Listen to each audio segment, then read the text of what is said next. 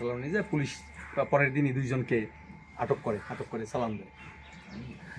ও কি স্বীকার পেয়েছে? মামলা তো হয়েছে, ওরা কি স্বীকার পেয়েছিল যে মামলা? মনির ভাই পিছনে কে আছে? ওরা আছে, ফ্যামিলির আছে, কেউ নেই, চলে গেছে, সব বাসা আছে। পাঁচটা মামলা দেখলাম, দুইজনের নাম। হ্যাঁ ওদের, হ্যাঁ হ্যাঁ, এই যে এই ঘরটায় এখানটায় চুরি হয়েছিল, এইখানটায় আপনি দেখেন, এই যে দেখতে পাচ্ছেন না, জি, জি। এইখানটা ভেঙে ওই রাতে গুলিবিদ্ধের রাতে খুব আমি বেশি আপসেট হয়েছি ওই ঘটনায়, যে একটা বাংলাদেশের উদীয়মান এক তরুণ যুবককে গুলিবিদ্ধ করলো।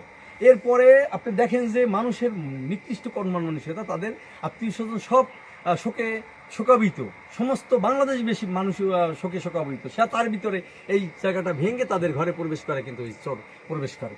তবে পুলিশকে পরবর্তী পর্যায়ে পুলিশ পাহারা বসিয়েছে, কিন্তু পুলিশের পাহারা ওই দিন রাতেই বসানো উচিত ছিল।